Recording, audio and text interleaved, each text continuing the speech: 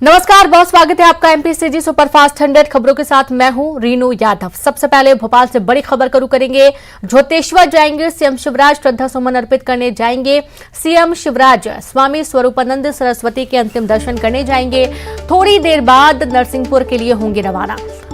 तो जैसा कि आपको मालूम है कि शंकराचार्य जी का निधन हुआ और झोतेश्वर मुख्यमंत्री शिवराज सिंह चौहान जाएंगे, जहां पर वे श्रद्धा सुमन अर्पित करेंगे। स्वामी स्वरूपानंद सरस्वती जी महाराज के अंतिम दर्शन करने के लिए मुख्यमंत्री झोतेश्वर पहुंचेंगे। थोड़ी देर बाद नरसिंहपुर के लिए रवाना होंगे।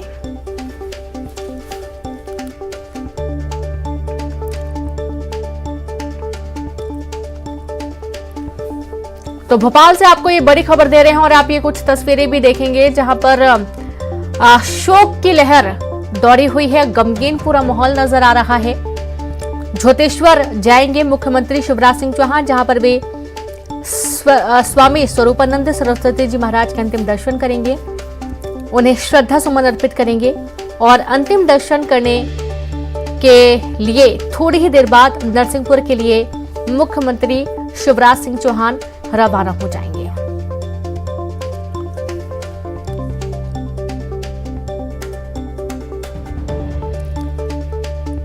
तो आज दुख की घड़ी और जो भक्त हैं वो भी पहुंच रहे हैं अंतिम दर्शन करने के लिए। जैसा कि आपको सभी को मालूम है कि आध्यात्म से नागरिकों को जोड़ने का एक बहुत बड़ा बीड़ा स्वामी स्वरूपानंद सरस्वती जी महाराज ने उठाया था और उन्होंने अपना पूरा जीवन समर्पित कर दिया। स्वामी स्वरूपानंद सरस्वती जी के अंतिम दर्शन करने के लिए दूर दूर से लोग पहुंच रहे थे और आप ये देखिए कि जब से कल से इस खबर को जिसने भी सुना सभी हतप्रभ रह गए। और आज मुख्यमंत्री शिवराज सिंह चौहान पहुंचेंगे नरसिंहपुर।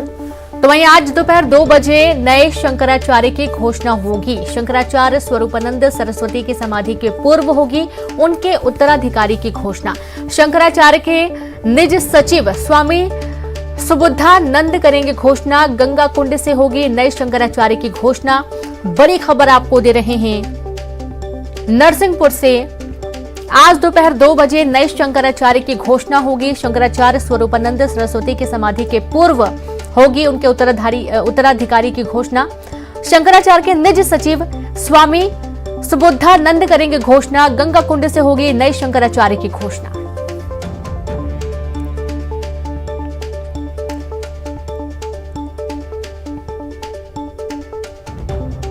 खबर नरसिंहपुर से है।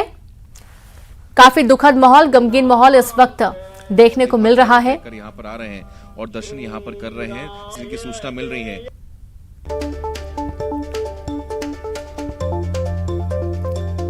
तो आज अंतिम दर्शन करने के लिए, श्रद्धा सुमन अर्पित करने के लिए मुख्यमंत्री शिवराज सिंह चौहान नरसिंहपुर के लिए रवाना होंगे थोड़ी ही देर बाद, जहां पर झोतेश्वर जाएंगे और यहां पर श्रद्धा सुमन अर्पित करते हुए अंतिम दर्शन करेंगे स्वामी स्वरूपानंद सरस्वती जी महाराज के।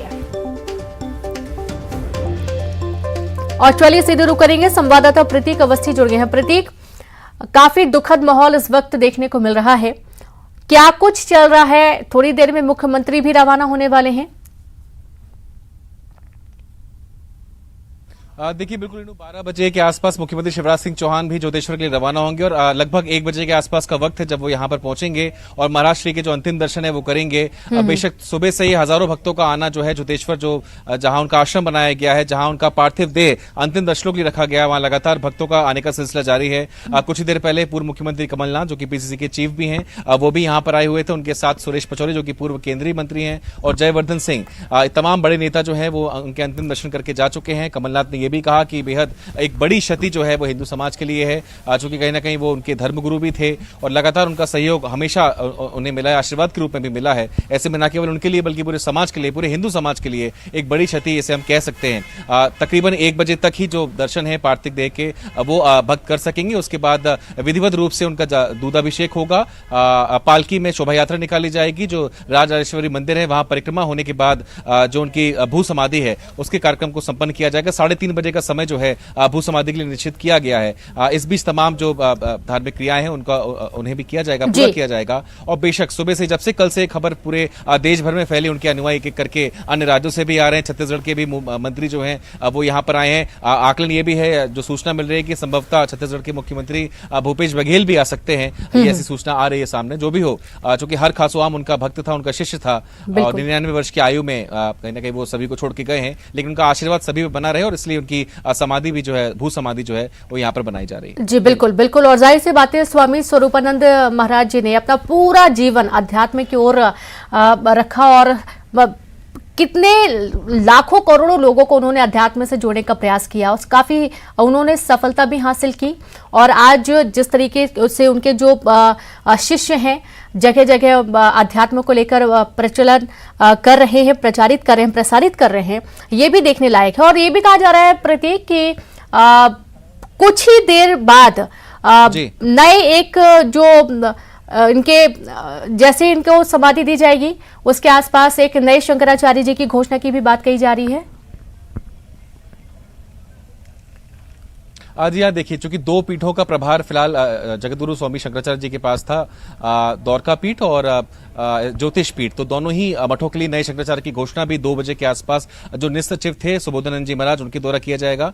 अभिमुक्तेश्वर नंद जी महाराज जो हैं वो ज्योतिष पीठ उनके पास जाएगी और सदानंद जी, जो कि दंडी स्वामी सदानंद जी हैं, उनके पास द्वारका पीठ आ सकती है। चूंकि पहले ही वो इसकी घोषणा करके जा चुके थे, लेकिन विधिवत रूप से जो घोषणा होगी वो 2 बजे के आसपास यहाँ पर की जाएगी, जैसे सूचना हमें दी गई है। सुबोधानंद जी महाराज जो कि निसचिव थे, उनके द्वारा इसकी घोषणा जो है विधिवत रूप से की जाएगी। तो उसका इंतजार भी भक्तों को है, चूंकि 2 पीठ वर्तमान में स्वरूपानंद स्वामी शंकराचार्य महोदय जी संभाल रहे थे। उसके बाद उनके आखिर कौन होंगे उत्तराधिकारी, इसको लेकर लगातार चर्चाएं हो रही थी, लेकिन स्पष्ट कर दिया गया है दंडी स्वामी अभिमुक्तेश्वरानंद जी और दंडी स्वामी सदानंद जी, ये 2 वो बड़े संत होंगे जिन्हें जिम्मेदारी से नवाजा जाएगा। रीनू जी बिल्कुल, बहुत शुक्रिया आपका प्रतीक तमाम जानकारी साझा करने के लिए। तो आप ये